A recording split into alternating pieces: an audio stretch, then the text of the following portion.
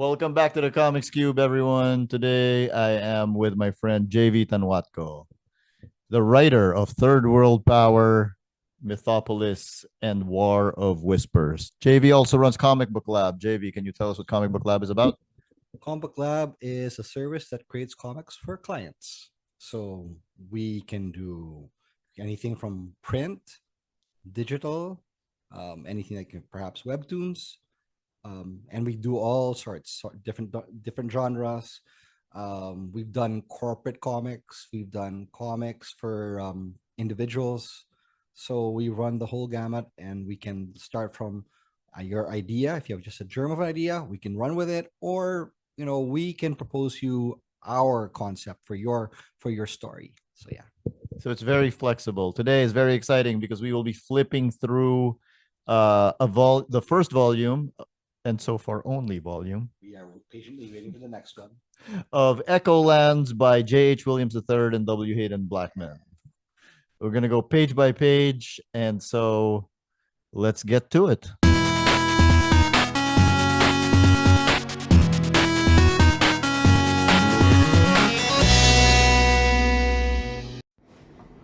Okay, great. So JV, Echolands came out a few years ago, around 2021. Oh God, has it been that long already? It's been that long. Wow. Okay, And hint, hint. the big the big conceit of Echolands, as we can see here, is its landscape format. Yep. What do you think about that? What did you think about that? Oh, I mean, for me, that was the perfect format for J.H. Williams' art. That's because he's a really, really big user of double page spreads. Yeah, as we've seen in his previous work. So for me, this is the ideal way to do it. And in Echolands, the idea is that there is a world called the Echolands, and each person comes from a different part of the world. Each part of the world represents a different genre of fiction. So it's reflected by the fact that all of them are drawn in separate styles. Yeah, beautiful. The only one drawn in your traditional J.H. Williams III style is the main character, Yeah. Hope Red Hood, Yep. which is a play on Little Red Riding Hood. Yeah. This is also, I don't know what number at this point, but one of J.H. Williams III's many heroines who wear red. All right, let's go. All right. That's good. So look at that. That is the recurring symbol for the Echolands. Yeah, it's going to be something you'll be seeing in the throughout the entire 6 issues. Yeah. It's just repetition of symbol is important. Echolands Book 1. Oh, I like the little drop shadow at the behind the O. Yeah, It's almost like an echo. something like that. Yeah. All right. All right. Here's an acknowledgements page. We can move on from that really quickly. You sure? It's fine. You sure? Yeah, we don't need to. You don't we- wanna look at something in particular here. Oh, You know? I don't know. Oh, look, right there. Oh, wait, right oh. there. Oh. Duy Tano. This The is- amazing, fun conversations. Ooh. This is the part where I say that the amazing fun conversations are all available on my YouTube channel in a playlist called J.H. Williams III Talks Echolands. I will link to it at the end of the video. And there should also be a little card above this video right now where I am speaking, where you can just go to that. But really, go watch this first and then go listen to those conversations. Like, come on, man. You got, you're in very good company here. You got Kurt Busiek, you got Robert Kirkman, Dave Gibbons, Shelley Bond. yeah, Colleen Colleen Duran, Duran. James Robinson. Yeah. It's pretty cool. It's pretty cool, man. It's pretty cool. Thank you, Mr. J.H. Williams III. All right, the first one is called Hope's Crucible. J.H. Williams III is a co-writer with his Batwoman co-writer, Right, W. yeah. Haden Blackman. Yep. And notably, colors by Dave Stewart. Dave Stewart, and and always his consistent letterer, Todd Klein. Todd Klein, Yeah. yes. Right. Oh, look at that. That's beautiful. Yeah. Right. Well, nice dedication. That is a by, nice dedication. by someone who we used to like. We're sorry. Okay. Here is an intro by Kurt Busiek, which is I think appropriate because Kurt created one of the biggest independent comics that involves a mishmash Oh yeah. of tried tropes, right? Yeah, Astro Astro City. City, definitely. Then he's supposed to have a big omnibus coming out, compiling like the first, I don't know, 6 volumes of Astro City, and we're still waiting, Kurt. We're still waiting. In the meantime, you could also buy those Astro City books individually. Yeah, through Image. All right. So these are interesting. Before each chapter, there are quotes, Yeah. and they're not real quotes. Mm-hmm. So it just goes to the world building. Yeah. Awesome. Oh yeah. There's Look at Hope Red that. Hood. Look at that. So the best thing about these covers is they will work both ways, right? Like if you stand it up, it will still Mhm. look like a regular cover. Yeah. You can shape it. You can prop it up, and it'll still look good. Yeah, I think he did that on purpose because not every retailer knew that it was going to be landscape format. Right. I do think for the next several issues moving forward, people now know, and he's not going to constrain himself to that. But actually, you notice, what I was saying earlier, is that the size of this book is the same size as a deluxe hardcover, which is usually disproportionate. Yeah. So it fits perfectly on a bookshelf where you have a whole set of hardcovers. Only if you're standing this up. Yeah, yeah. But if you're shelving it the Yeah. right way, Which is obviously, like that. that way. Makes sense. Yeah. And anyway, that's aside. This starts with a glimpse into the future. We're not actually going to see this in this book. This is the first time, Mm-hmm. and this is the last time in these 6 issues that we will see this scene. It's been a while since I've read it, but I don't actually think we know who she is. No, we don't. No, we Right. don't. But that's Hope, and as you can see, what she's wearing is different. So this is actually the future. Damn. I mean, even your first page, it's like you can just read it for like maybe 5 minutes or so. It's so good. It's so nice looking. Yeah. I mean, there's so much information on that single page, right? You think it helps that she's a Little Red Riding Hood Yeah. analog? Yeah. Like we already learn a lot of stuff here. Yeah, exactly. It reminds me a little bit of All-Star Superman, where Grant Morrison gives you those four panels, 8 and that's words. just and that's just enough already to give you an idea of Superman's origin. So Yes. yeah, it's got a bit of that. So it's past and future, Yep. and I honestly I never noticed that before. You never noticed the dragon? Yeah, I didn't notice that. I swear, it's one of those books that you every time you go to it, there's always something new. There's always going to be something new. Yeah, Right. Beautiful stuff. Let's look at the next page, because the next page we get. Oh, my God. When I was a kid, I would have thought this was a waste of space because it's like, oh, it's just a bunch of red. And as an adult, I realized that me as a kid was stupid. We get our introduction to Hope. Did you ever notice that says 1? No. Oh shit. He does that in every issue. Oh, I did not notice that. See, I read this originally through digital, Yeah. so there are things that you just don't catch on digital. Even if I did the whole panel to panel thing, yes, it would work. It works great in that kind of sequence because it's like almost a story. It's almost like a storyboard, but it still works when you look at it as a whole. Because J.H. Williams lays out not just his pages, but his 2-page units as a whole. Yeah. And that's the whole conceit of Echolands being landscape oriented. So that he can look at it from both pages and then it'll look bigger. Yeah. As JV said, this is actually the same dimensions as a deluxe edition. And yet it looks bigger just because it's landscape. Right. And it just really works to J.H. Williams' benefit because that canvas, he really gets to play a lot with it. And we already know what's going on, right? We do not need this word thief to know she's a thief. She's clearly running away.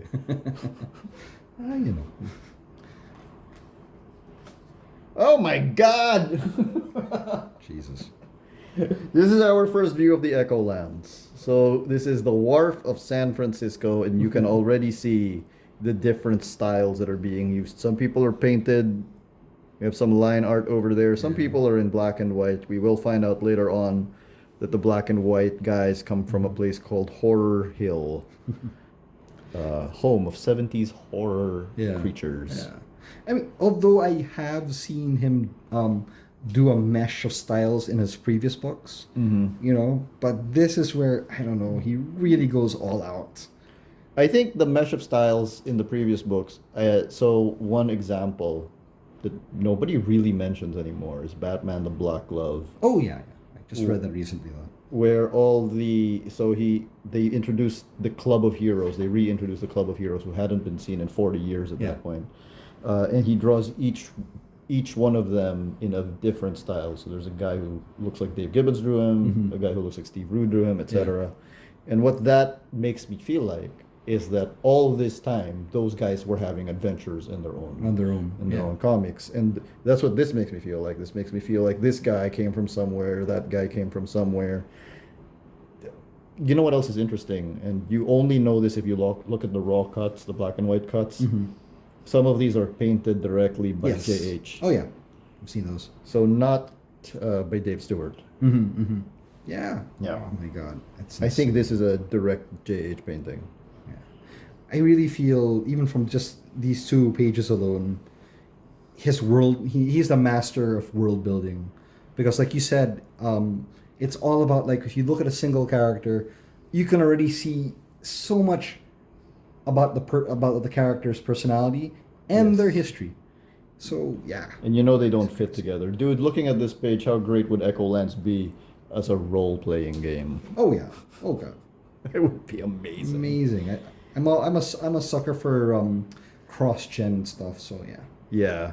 And I feel this is harder. That, and then we change angle to that. That's difficult to do. It could look really confusing. Yeah, yeah. But because of I think that's the credit of Dave Stewart. I think because he really guides the eye with with his colors. I agree with that. Yeah. Right. Okay. Yeah. And then Hope runs into someone, and the person she runs into is Core. Her, who we'll find out later on is her lover. Yeah. In this world. Yeah. He's like a half barbarian, half biker dude. You can tell it's very slight, but they're already not drawn in the same style. Yeah. It's a little more subtle. It's a lot subtle. It's subtle, but he has a little bit more rendering on his face. Yeah. I just finished what's this? I just finished Desolation Jones a couple of days ago, and I used to think I used to keep on thinking, what is J.H. Williams' default style? Like, what does he go back to? And I'd say he's a mixture. I mean, and this is to put it lightly, and no doubt there's no. I mean, I just see a lot of I see elements of guys like John Cassidy, you know, I see it, yeah. right? And then I see also like Tony Harris in there. Yeah, I definitely see Right. Tony Harris. I have told him that before Promethea, I felt like he and Tony Harris were on the same path. Yeah. And then Promethea happened, and Tony Harris is still Tony Harris. Right. Right. And J.H. Williams kind of swerved and Yeah. became J.H. Williams. Because I love J.H. Williams, but Tony Harris is better at being Tony Harris than J.H. Williams is at being Tony Harris. And here he's really being J.H. Williams. Here he is really being and J.H. he's bringing it, and I really feel he's bringing it to another level. This is also the reason why he stopped using Nick Gray as an inker. Oh. Because he became such a hodgepodge of styles that it was unfair to ask one inker Yeah. to do it. Yeah. Because having an inker, you know, no matter how good the inker is, he'll make that style of yours fairly uniform. It'll look like the inker. Yeah. Yeah. Unless he knows exactly what you're going for, so it's just actually easier Yeah. to be your own inker in that case. I love this, by the way, that Core is outside the panel in the middle. Instead of doing a splash page. You know what? You know what though? Because if you look here, we're reading this left to right, right? Yes. But if you look here, you know you're going down because he's blocking the way. Right. And then once you get here, Yeah. you follow core all the way up here. Right. So that's just the technical stuff that you're actually not supposed to notice. I just noticed that because I can't help it. Yeah. And I think he's also trying to emphasize the size of core. Yeah. Right? Because he really fills up the room here. So it's really, okay, I want to show people what this character is really all about. He's a little disproportionate too. Yeah. And I think that's on purpose. Yeah, that's on purpose. Yeah. Cool. Oh my god. The hell. Every time. So I bought this book as it was coming out, single issues, right? Yeah. But looking at it in the deluxe edition, oh my god, it's just so worth it because the production quality is so good. And I know you'll remember this. Way back in the day, like 20 years ago, if you had a double page spread, Yeah. sometimes it still happens. If you had a double page spread in a comic, it's going to look fine because a comic is thin. Yeah. But then somebody will put it in a collection, and whatever is here in the middle, The gutter loss. we will completely lose it. We don't know what it is anymore. Yeah. And I feel, look at this. He knows He knew exactly. to avoid it. Yeah. He knew exactly how to position it. Yep. And so this is where, oh, look at that. So in case you guys want some mechas or some Autobots in your life, look, there's one right there. Yeah. Okay. Yeah. And look at it. It's like the cobblestones or the stones become the panels. Oh, yeah. Sweet. I don't even think I noticed that. Yeah. That's good stuff. Right? Oh, with the texture. Oh, beautiful. So you can see why this takes him a while to draw, guys. Yeah. It's been when was the how long has it been since this volume? I think this volume came out in 2022, so it's been 3 years. Okay. All right. But I think he's working on issue 10 now. So this is 6 issues. So I think basically the next arc is going to be Should be 6 issues. 6 issues as well. But I know issue 7 took him a very long time to draw. Okay. Because issue 7 is completely in Horror Hill. Mm. And Horror Hill is painted black and white. No so wonder. it's very difficult. Yeah. Okay, so they're caught by the police. And this is where we see Hope about to exhibit her uncontrollable superpower, which we will still figure out what it is. Yeah. What is up with that? Look at that build up right there. Yep. Are you ready for the next page? Here we go. Here we go. Okay. By this time it's already spoiler alert. Oh, Boom. dang. Yeah, I have to say, when I first read this, I did not expect that at all. Yeah, we'll just dwell on this page for 5 more seconds and move on. It's well drawn, man. It's well painted. Oh yeah. Can see it.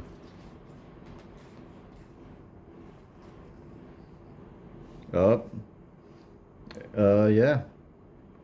It looks so simple. The storytelling Yeah. looks so simple, and she just gets up. Straight up. Yeah. See, and I didn't catch this before when I read it. I mean, I didn't realize that these inset panels are superimposed on this big panel. This entirely huge ass that panel right there. Wait till we get to issue 4. Yeah. I'll show you something. And here we go. So this upwards arrow is the symbol of the tyrant Yeah.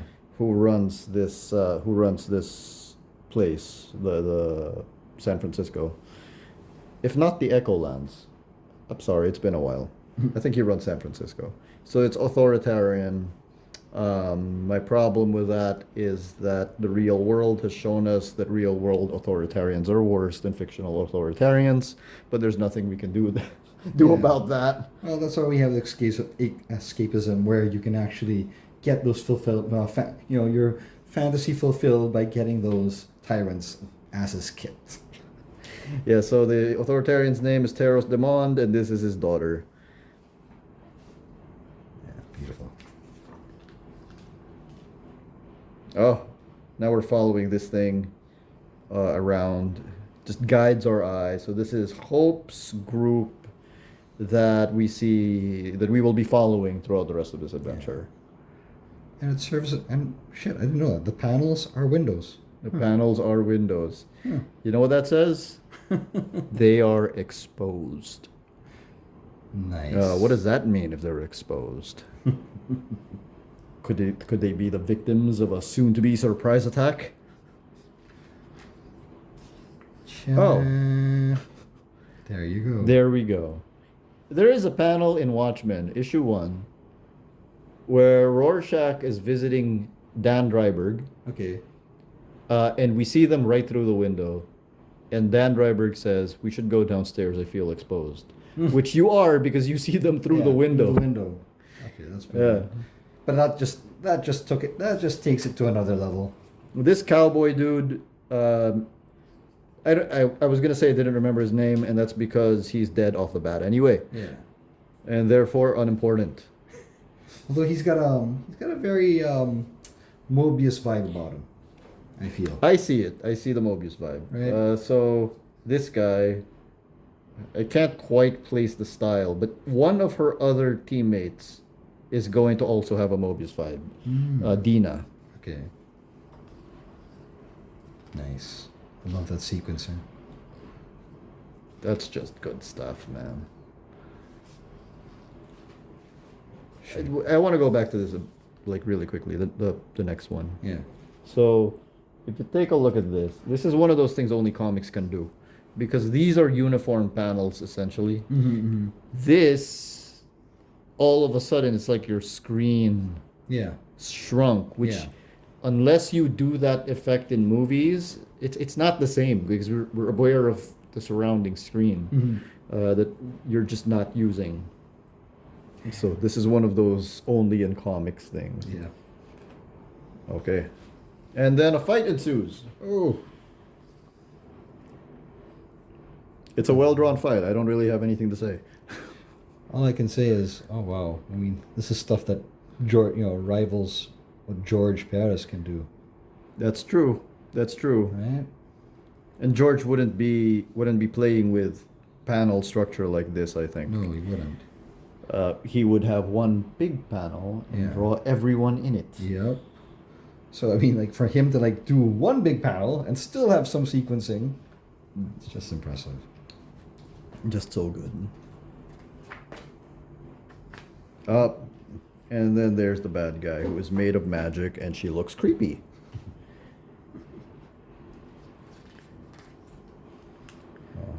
Yeah. Oh, and then we still have Yeah. The nice thing about each issue was that you had a lot of like material in the back. A lot of back matter, including this dude, the metaphysicist, who we will see many times throughout this story. Yeah. And even the metaphysicist even says another heroine in red. So JH knew what he was doing. Oh yeah. You have this guy who is interviewing the wizard Teros Demond. So this guy's name is Alias 5. I do not think it is a coincidence that he kind of looks like JH.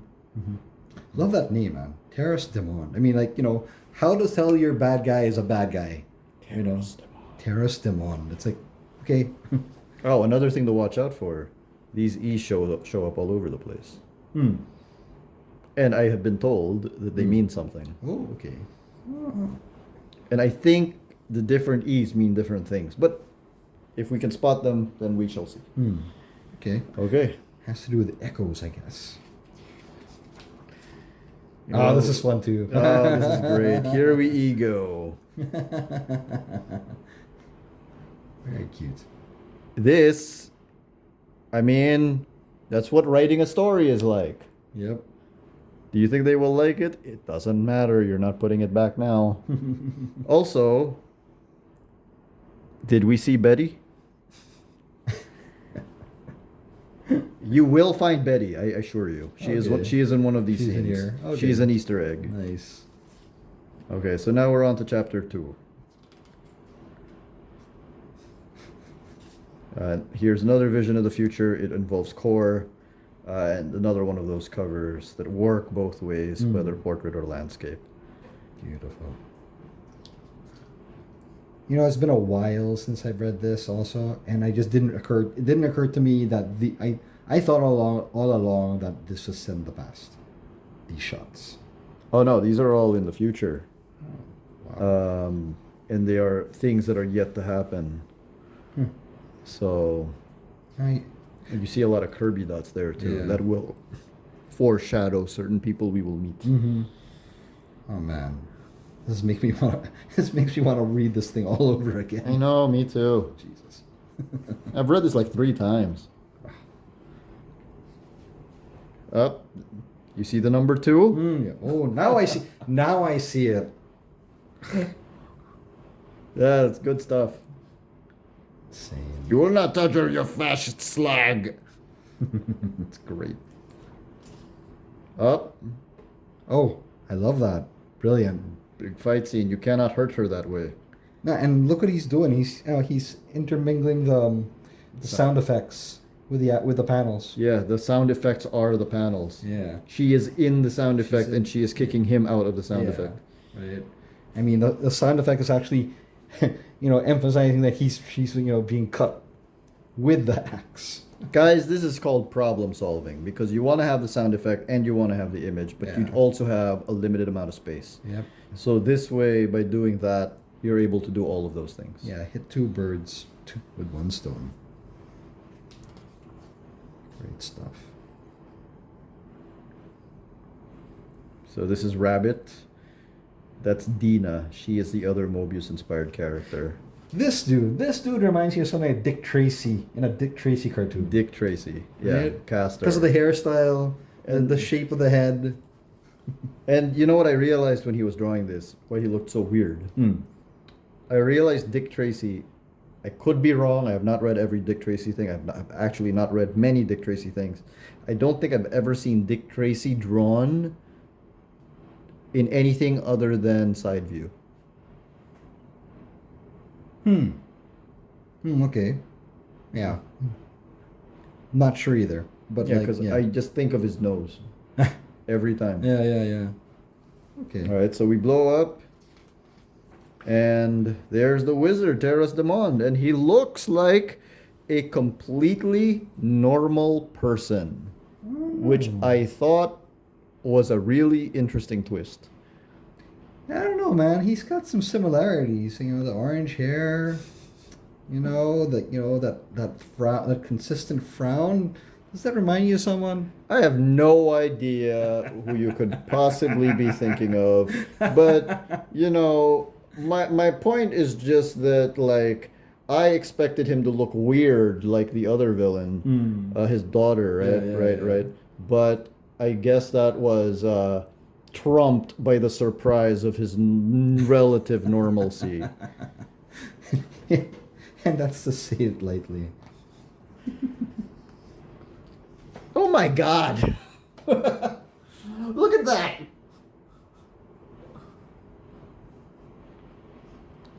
Yeah, look at that. They're about to go through a maze. And it's a map. And it's laid out that way with a lot of overhead shots. Do you know how hard it is to draw people from the top? Mm-hmm. It is very, very hard. And here he is. He's just drawing people from the top walking around. And we're following them through the map. Yeah, brilliant. And you can see one of them is from Horror Hill. Yeah. Her name is Rosa. She is, I hear, a lot of people's favorite character. I wonder why. I wonder why. Panel sequencing.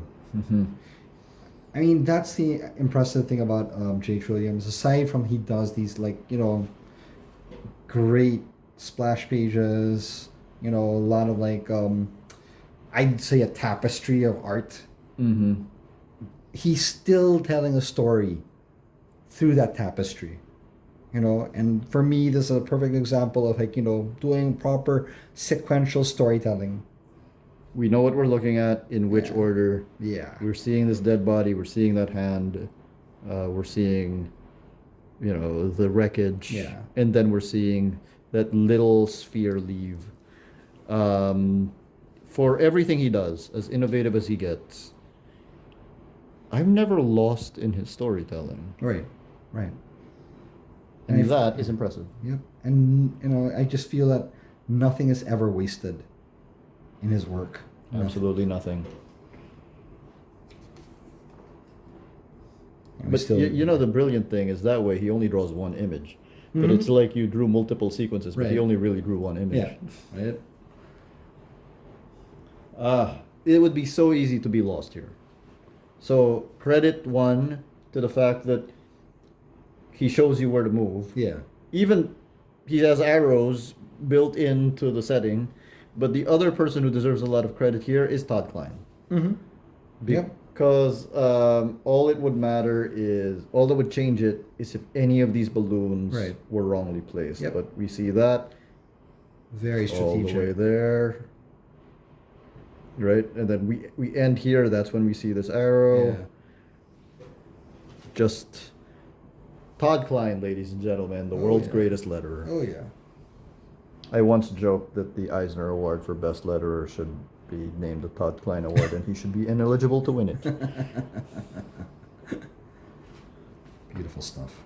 Good stuff. Now, I mean, because like for me, like I've always said, the brilliance of a letterer really is that he's invisible and visible at the same time, right? Yes. Because like a bad letterer can really do things that can obscure the story, Yeah. right? And just take you out of the story.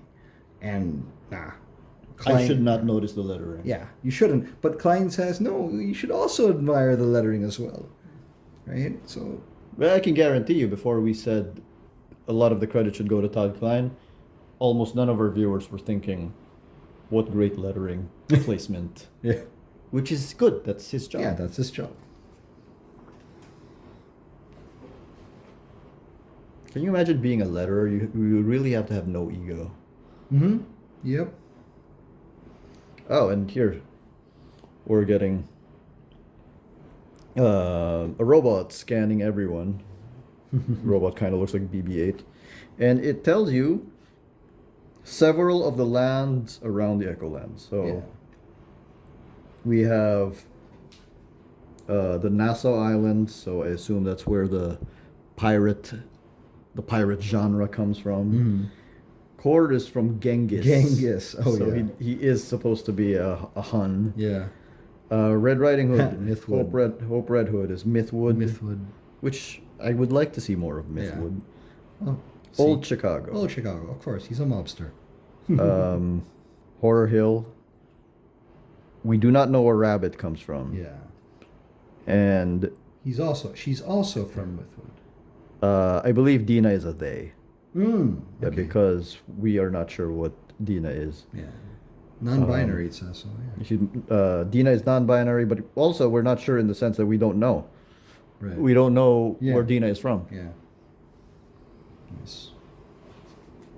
This is, by the way, a great way to do exposition without doing exposition. Yep.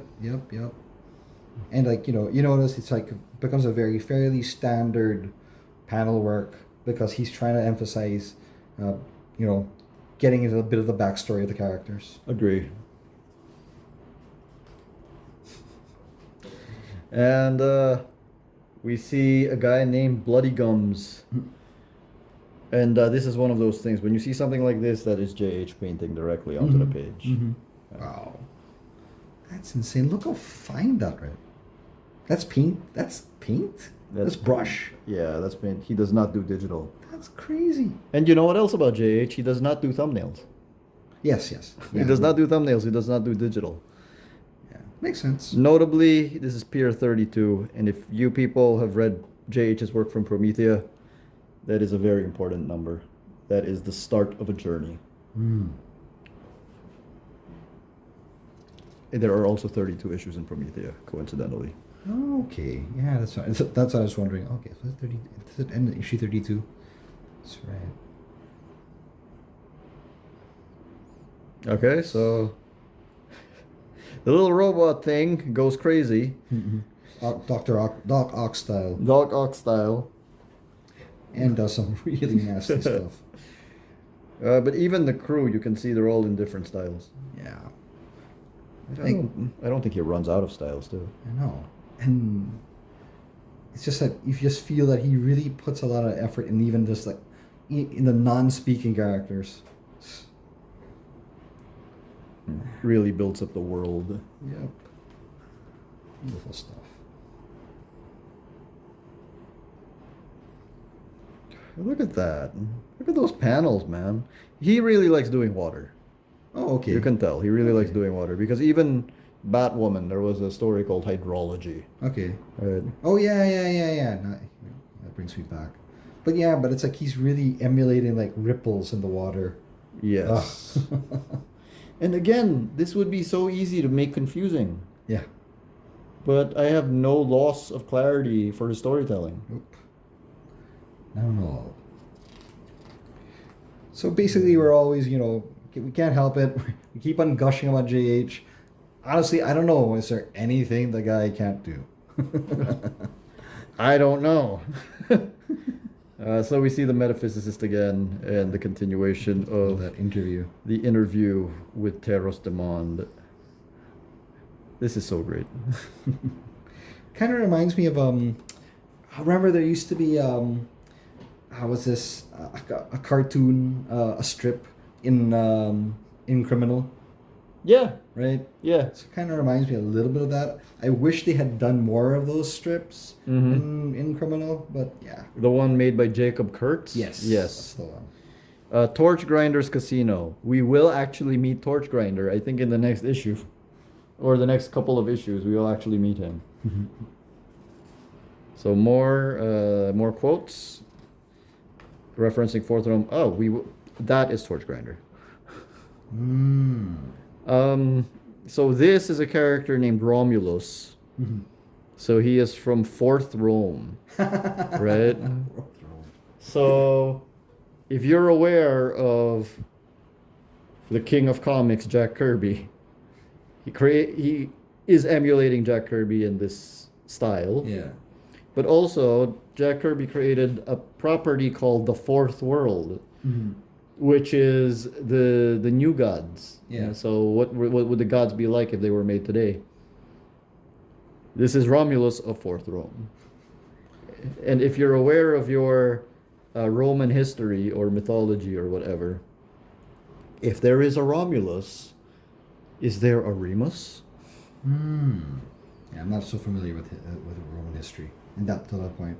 Romulus and Remus had a fight. Were twins who had a fight. Okay. And the winner got the name the land that they were on. Ew. And Romulus won. And then, so what would have happened if Remus won? So this basically I asked J.H. Williams, does it mean there is a Remus? And he said no comment. So we will probably be seeing more people from Fourth Rome. I love that design. I see more ripples. Yeah. I give up. I'm never gonna draw like this. This is why I don't draw, everyone. This is why I write. There's no point. So, you know what's amazing about this is that there's no real rule, right? So these are different panels. Yeah. There's no real rule that he's gonna connect this. This is all one background. But there's no real rule that okay, we should definitely see the movement here and then. So it's all composition. He actually is just balancing clarity of storytelling with aesthetic beauty. Yeah. And not many artists can do it that way. Not at all. Just the best of the best. It's the best. This is for me the best Serpent scene since that issue did Thor versus the Midgard Serpent. Oh really? I'd say. Walt Simonson. Yeah. Oh. Also full splash pages. Yeah. Up and then we are leveling off into a more rectangular panel because she's back on land. It's these subtle things, guys. Yeah. It's these subtle things. You're not supposed to notice it. Oh, another one of those things that break the middle. Yeah, and You know what? Even with the gutter loss, it's not so bad. No, because there's really nothing there. Yeah. He didn't put anything in. And I think it's also because J.H. Williams has a lot of say in how they produce the book. Yes. Yes. So Castor died. So So we're down 2 people in their gang. And so we are now at Horror Hill. Well, no, we're not at Horror Hill, but we are in this place, and then there are wolves. So the imagery of a girl in a red hood and wolves. yeah. Very interesting. He knows the imagery. He knows the Yeah. emotions that you're tapping into. Yep. Basically, what I'm saying is, if there's a girl in a red hood, you know the wolves are danger. Mm-hmm. I- And he loves wolves. JH loves wolves because you remember in Batwoman there's a werewolf character there too. Yes. Oh, Canif is the one that died. Castor is bleeding. Okay. Oh, we're back to that little sphere thing. Who reports to Terrace de Monde. Oh, love it. He's using the panel borders.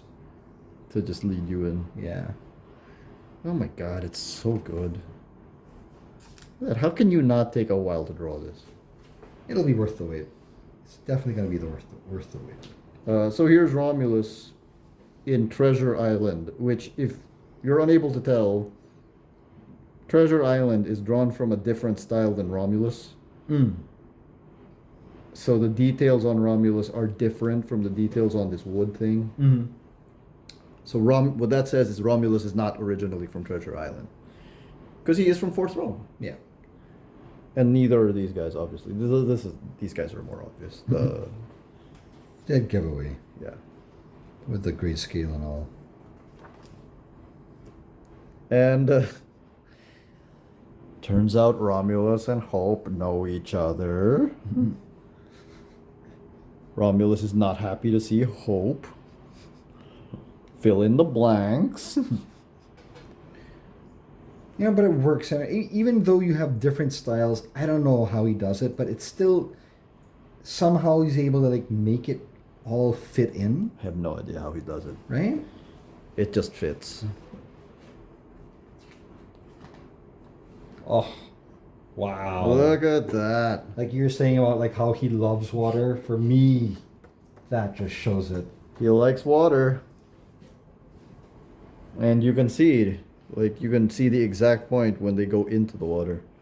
And then it's just like, okay, here's a page of marine life. Okay. Beautiful. You know, we did miss the number 3. Did we? Yeah, I'll put it back.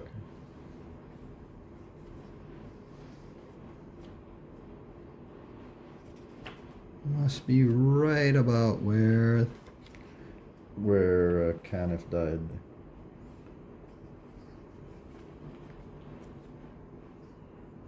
Is it? It's right there. Oh. I would. It's a little more subtle. Yeah, I would have never noticed. It's not as obvious as the 2. Oh, here's a fight. Wait till you see the next issue, man. It's gonna blow your mind. Jeez. Oh my goodness. So much to take in. So much to take in. If we're repeating ourselves talking about how awesome this book is and how good every page looks, it's because look at it. Yep. Okay. Oh, no, I didn't even notice that. Oh my god. Jeez. Oh, and Rabbit. Rabbit was lost in the Echolands, and at this point he has his own side story. Yeah. Which I do believe was not intended. Okay. But there was just enough of an interest in writing Rabbit. Mm-hmm. And this is also where he meets... Shall we turn the page? Mm-hmm. I mean, I just want to dwell on this a little bit because you really feel, it's like it almost feels like not a backstory, like because he puts a title and then he makes all the panels uniform, and equidistant. So it's like, okay, it's like one of those backup stories. And time is passing. Yeah. You can see Beautiful. time is passing. Yeah. And who does he run into? Oh my goodness! We see a new place in the Echolands called Metamaru Mountain. This is a place of mechas. So if you guys like your mechas, Oh yeah. Echolands is a book to read. Oh God. What was the name of kind of reminds me of in top 10 Joe Pye. Joe Pye. Oh man. Yeah. I love Joe Pye in top 10. Yeah. I felt so bad that he only came in at the very end. Yes. Yes. Right? Because I felt like, man, he could have done so much more with this character. Yes, but he was perfect because he was like the one that people were racist towards. So like you kind of had to establish everyone first. Yeah, I get it. Okay, more of this. More backstory, more fun little, cartoon And strips and ads.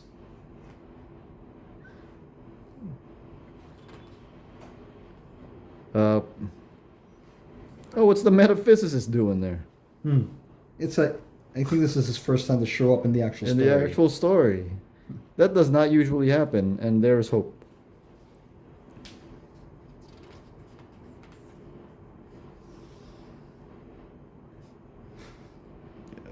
Number 4. There's the number 4. Castor is still dying. Okay, so Oh my God. so this is the big fight between the wizard's daughter and Romulus, the Kirby Yeah. hero. And it's all set on. I think this is Romulus Gauntlet. That is Romulus's gauntlet. It's- Here, turn the page. You want your mind blown. Oh, You my notice something? God. You notice something? Yeah. This is Full one big image. Oh my God. So at around the time of this specific issue, Bruno Redondo and Tom Taylor were doing that one Nightwing issue, Yeah, which was yeah, one yeah. big image. Yeah. This does not go through all the pages.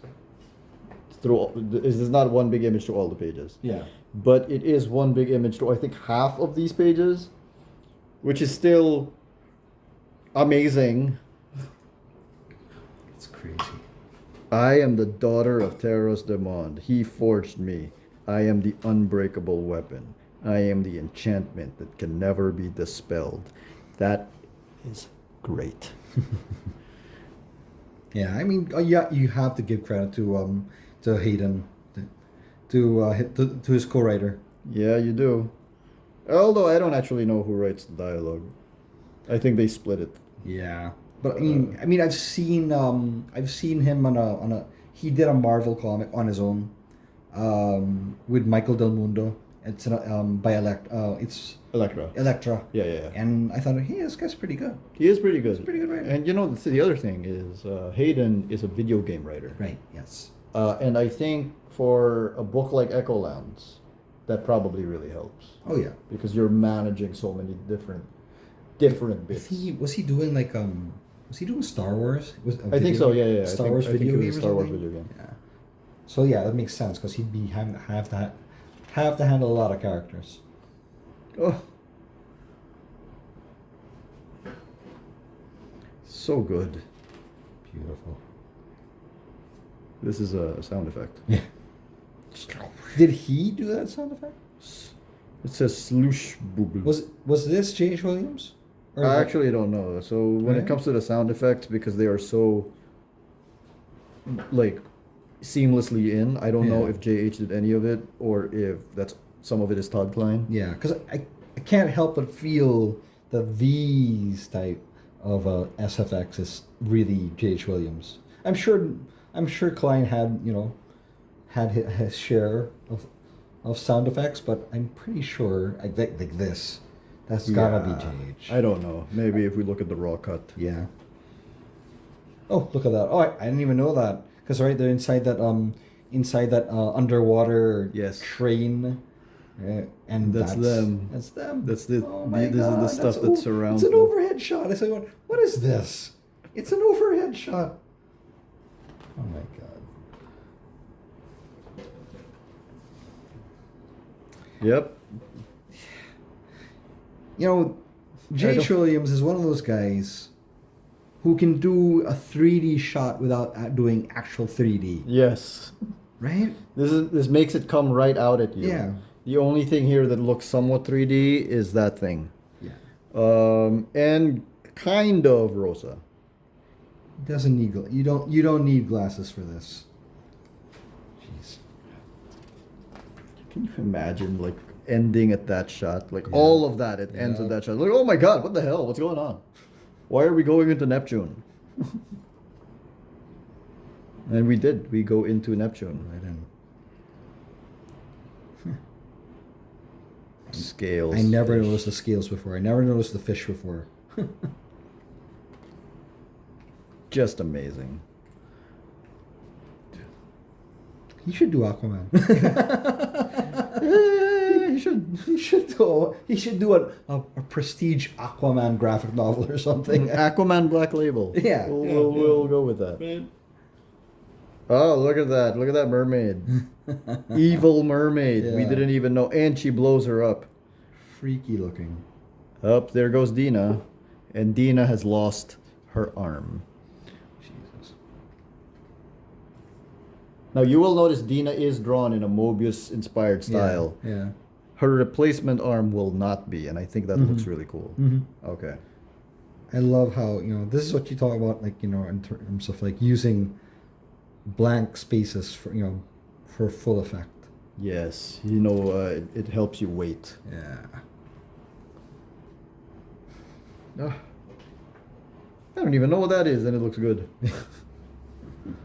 So we see here that Rosa does not like Hope. This is actually a big thing. Yeah. Rosa and Hope do not like each other. Rosa thinks that Hope is selfish and that everything that Hope does, because this all started when Hope stole a thing from the wizard. So everything that Hope does is only putting them in danger. Yeah. And Hope does not like Rosa because she thinks Rosa is self-righteous. Right. Oh, you know who art style reminds me of also? Charles Vess. I see that, yeah. Okay, so Charles Vess. There's a bit of Vess there. And Vess is well known for doing fairies. Very fantasy stuff. Yeah. And now we're walking, and oh, there's music. The world building. Whenever you put music into a new world, I always think it goes such a long way towards world building. Because every world has to have music. But also, it is being played by the metaphysicist. We actually meet him. Oh, I love this. A lot of Easter eggs here, I'm sure. You ever notice this guy? No, I did not. That looks like Kirby New God Or reminds me of Tomazuma. That from Fantastic Four. Yeah. Yeah.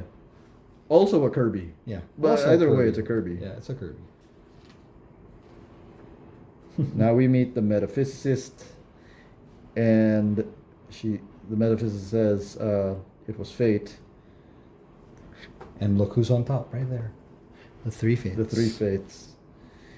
And Hope says there is no such thing as fate, and the metaphysicist says, "Oh yes, there is. I talk with her all the time." So there's Dina's new arm. It is not drawn like Dina. I think that is Yeah. an interesting Yeah, mix. that's a nice touch. Beautiful. Beautiful. You noticed that before. There's so much here to look at in the background Yeah. that you can read it and read it and read it, and you'll still won't You notice can everything. just stare at it for minutes. Very standard panel flow, Yeah. which is a nice change of pace. Yeah. No, I mean that's the important thing for me. It's like panels. The shape of panels is all about pacing. All about pacing. Uniform panels right here. We're Yeah. giving equal time to each of them. Yeah. Rosa does not like Hope. She's like we should just go and leave Hope alone. Oh, he's still alive. He's still alive. He's getting treated. And there is a spaceship. It's a really cool looking spaceship. Yeah. Very Flash Gordon. We're down to our last 2 issues. I like the shadowing here. Good shadowing. Mm-hmm. We're down to our last 2 issues. That angle alone. Yeah, so the The shadowing depth is here is amazing. because the light is coming from up Yeah. from above. Yeah, it's just like it's such a great illusion of depth. Even from a worm's eye view. In other news, guys, J.H. Williams is pretty good. I like this. Now you see why I matter. Okay, so what's going on? I see more of me.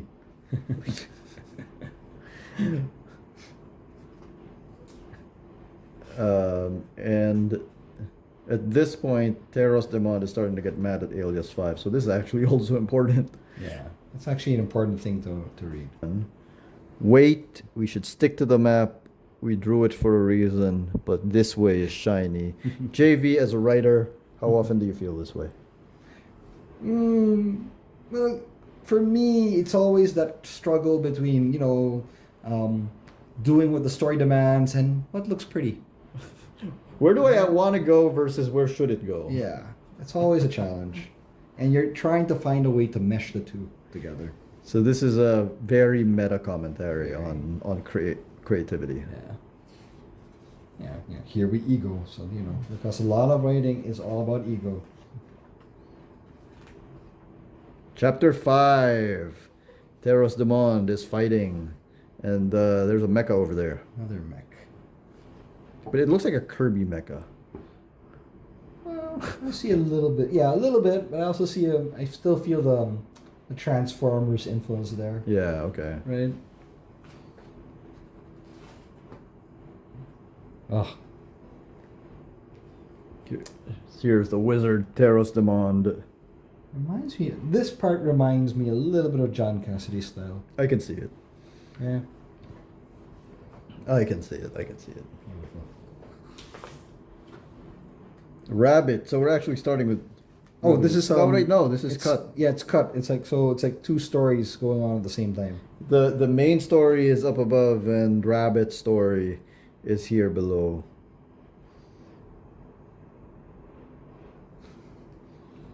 I think this is what he's saying. Like, this was not part of the plan. So this is the shiny way. Yeah. That he's saying, and here we ego. I don't really think he meant to be exploring with Rabbit so much. Yeah. Because guess he likes to draw the robots.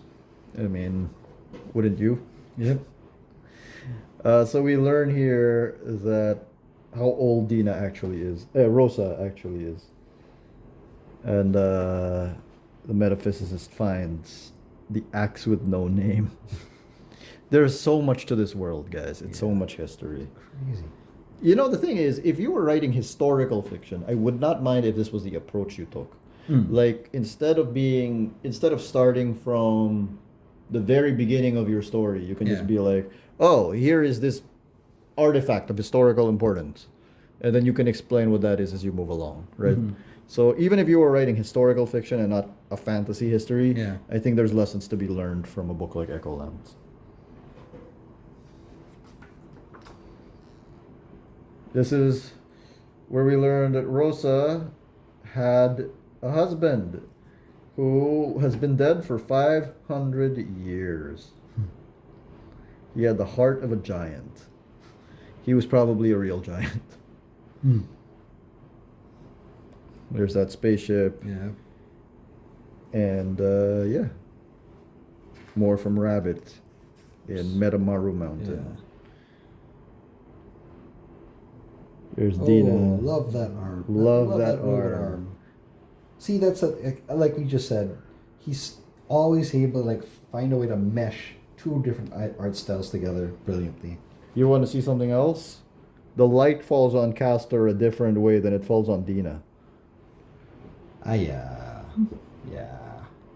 Huh. More rendering on Dina. More rendering, yeah. I don't know how he does it. I would mess up so much. We get some backstory with Dina as well. And some backstory for Castor. This is what his police look like.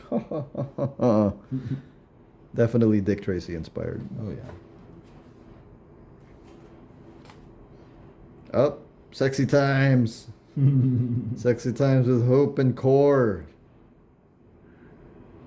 Yeah, like, for me, you don't see this kind of like mismatched romance often in comics. It's always usually couples that are like, suited for each other physically. So I like this.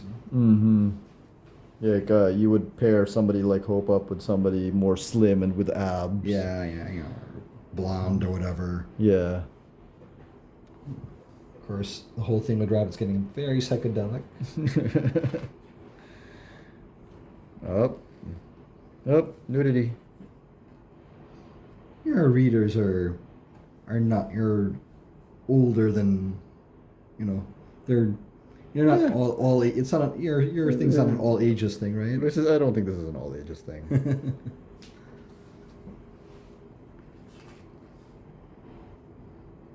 And so now they're all getting ready to go. And here, we're making the case that Rabbit does not deserve to stay on Metamaru Mountain. And he can go. He should be able to escape. Finally showing some teeth as we see her teeth. This comic is so good, dude. That's amazing. Oh, we see Romulus. Plot twist. Romulus is alive. And doing one of those classic come out of the mud things. Yeah. That's like what's that, Apocalypse Now kind of thing. Mm-hmm.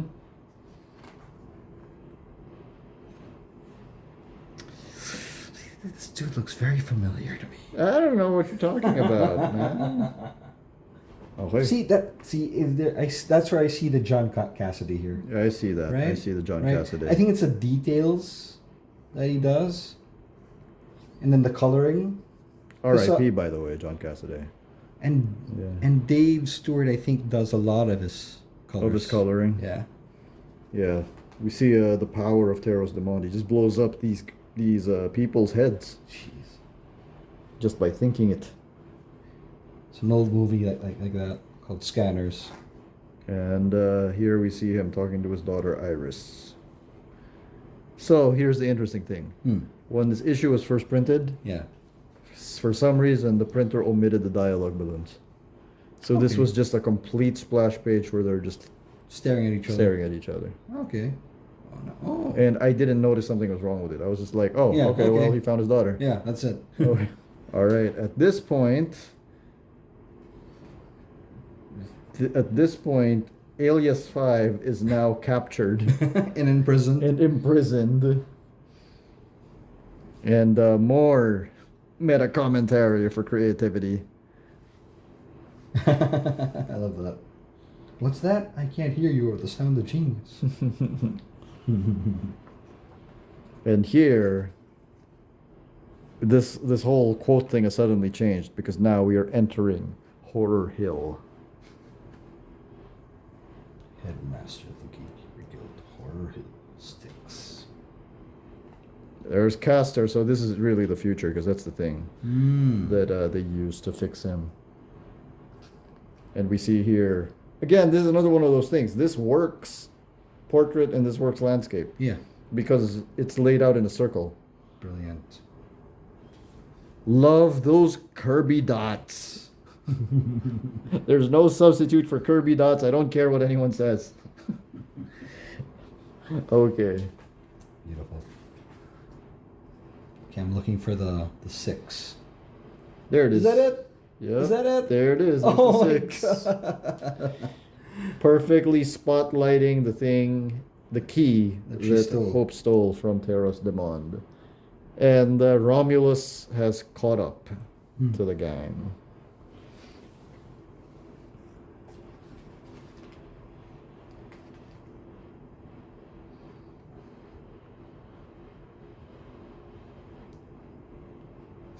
Look at that.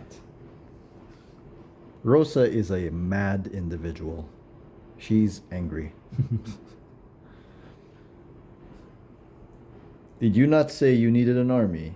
I've seen the flags of Fourth Rome fly at your backs, and so fate gives you a Roman general. That is one hell of a painting. Oh yeah, look at that. Look at. Oh my God, that's just epic.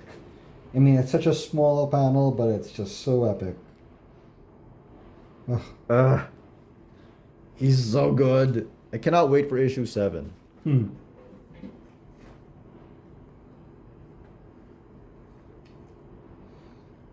Or did you ever get the feeling that Romulus might be full of himself? It's more of those E's. Yeah. We haven't really been keeping an eye out for the E's, but Yeah. they are showing up all over the Yep. place. Sheesh.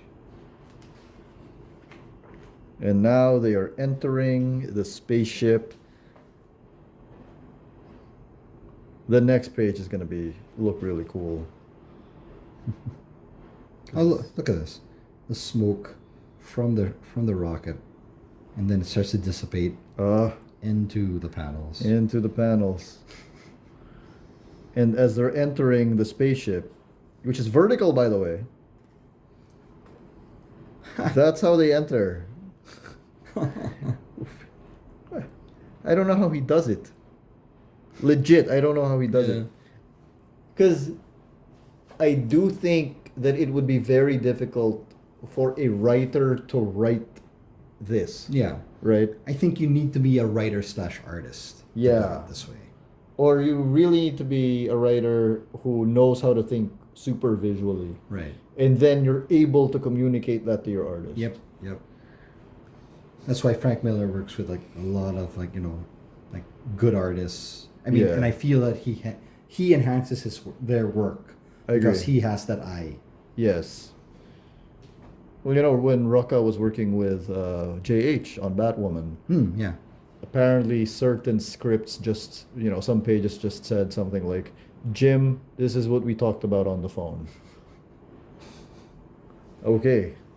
So now they are in the spaceship and they are about to take off. I love this page, dude. This is so good. Yeah. Oh, Ah! brilliant. The feeling of motion. Yeah. I don't know what to say. There's nothing to say. Sometimes there's just no words. There is no words. There's It's just no. You don't need the words. Okay. We're nearing the end, everyone, of our flip through. But here we are. They are now entering Horror Hill. You notice the Yeah. breaking moon? Yeah. What's going on? What is the Echolands? What is the deal? And as we're entering Horror Hill, Rosa is not happy. She's going home. She's not happy. And as you can see, we are now black and white. Yeah. I mean, isn't that like part of their backstory? These characters are all outcasts. Yes. From their specific world or land. So yeah, kind of makes sense. They're, the other thing is when we see a diverse group of people in fiction, and some people will be like, oh, what a diverse group of people, Yeah. woke, whatever. Yeah. This is a diverse group of people, but nobody says anything about that because these are all fictional characters. Yeah. Okay. So, just as a rule, Horror Hill is black and white. The other things that are in color are still in color when they get to Horror Hill. Oh, look at that! Look at the colors. With the gradient. How it eventually transitions The gray. to gray. Now, I don't paint, so I don't know how hard that is, but it looks really hard. It looks really hard. Okay. And now we are at Horror Hill, and again, Rosa is not happy. She's not happy with what she's seeing. And but what's happening here? You see, you can't tell a horror story in the 21st century without zombies. Nope. They are still a thing. They are the 21st century thing. And here they are. And as I say here they are, this guy says they are here, so thank you. Back to Hades with you.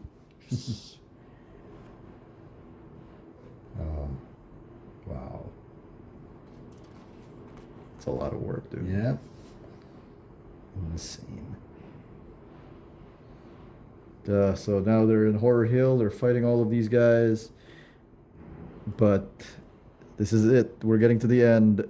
This is Rosa's brother. And then plot twist. Rosa is the queen of Horror Hill. And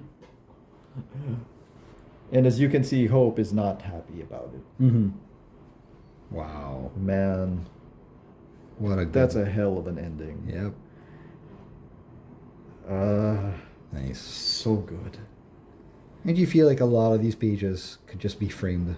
Oh, so Fit many. for framing. So many. I think my favorite page is the one where they're entering the spaceship. Possibly. There's so many to choose from. Oh, yeah. So here is Alias 5, a prisoner now. And I don't know if I'm going to make it.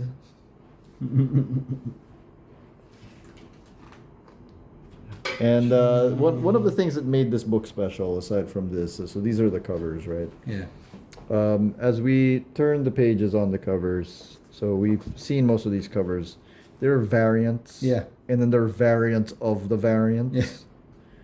So we see a cover gallery here. This I actually saw on JH's website in 2010. Yeah, this was done years ago. I think I had heard about Echolands back in like maybe 2018, and Yeah. like, years before they actually really published.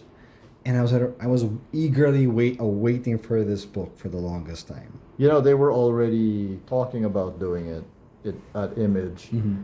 and then he got offered Sandman Overture, Yeah. and then, I mean, at the time, you do Sandman Overture. Yeah, no brainer, Yeah. because it's gonna really enhance. It'll increase your, Your profile. Your Yeah. profile, exactly. Okay. Wow. Wait, it's just... And then here are, so at the end of each issue, JH would put up the music list that he worked on Mhm. throughout. JH would put up the list of songs and records that he was listening to while making those issues, and apparently that proved so popular that he kept it in the collected edition. Yeah, pretty cool. So if you want to see what Williams was listening to, just go straight to the Sounds of Creation. Yeah, and for me, for some people, this could like be a good source of inspiration for art. I mean, music can be a great muse. Music can be an amazing muse. Yeah. Very. More variants. And more Sounds of Creation. So at this point, these are drawn by different artists. This is Michael Avon Oyman. Yeah. Oiming. More. And this one what's this? is Gabriel Rodriguez. Yeah. Of what's that? Lock and Key. Yeah, I really like the way Dina is drawn. I like the metal arm. Yeah. This is JH, right? That's JH, yeah. So the one here, the one on the left is always JH.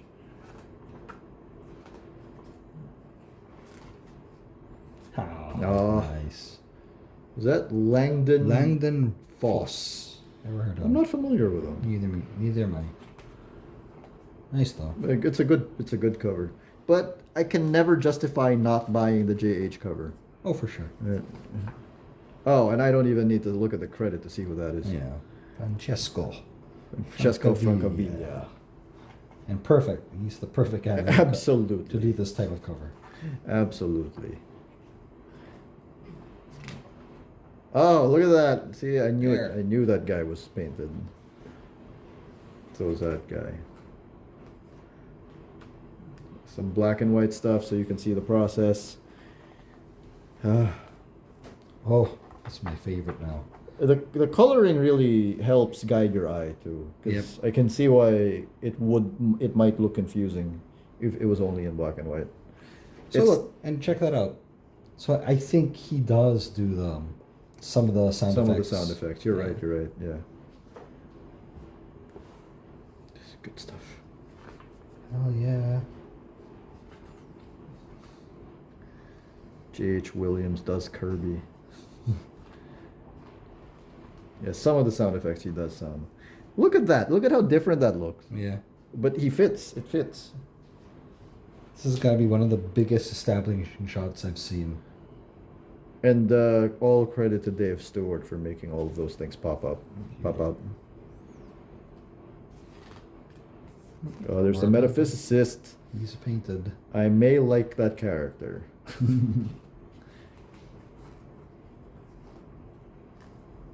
Yeah. Look at that variety of styles. Yeah. Oh, this is Dave Stewart colors this completely red, if I remember earlier. Oh, there's your shot. oh, there's my favorite page. It's the curving of each panel Yeah, yeah. to show you where they are Yeah. that makes it for me. It literally propels you through the story. Yes. Oh, nice. And there we are. We are at the end. Beautiful. Love this shot. I'm just gonna reread this when I get back. There it is. This is the full Virgin cover, back and forth, and J.H. Williams, Haden Blackman, Dave Stewart, Todd Yeah. Klein, and Dave Gill. What a great team. What a great team! And there is your flip through of Echolands. Oh yeah, sweet. So do you think that J.H. Williams, when all is said and done, do you think he'd be actually do something like a bigger edition of this, or do you think this is it? I believe there is a bigger edition of this, but it's in French. Oh, I mean, but like, what do you think? I mean, at the end when he finished the entire story, do you think he'd actually come with him? Maybe I can do something bigger. A bigger size. A bigger size, because I feel like yes, this is a good size, but at the same time, I'm thinking It could be bigger. he could go bigger. I hope he does do a bigger size. So what I will say to our viewers is, the only way he'll do a bigger size is Buy the book. if people express interest, and you express the best interest when you buy the Buy book. the book. Oh yeah, it'll be worth it. It's gonna be worth it, dude. When the second volume comes out. Yeah, I'm gonna be first in line. Oh yeah. Thank you so much for joining the Comics Cube for our flip through of Echolands. J.H. Williams, Haden Blackman, Dave Stewart, Todd Klein. This is an amazing team. If you want a copy of Echolands, it's available at your local comic shops, your local bookstores, and your online sellers. So thank you, everyone. Oh yeah. Vote with your wallet. Click like, share, and subscribe to our Patreon. And again, if you want comics made, come talk to JV and Comic Book Lab. Thank you.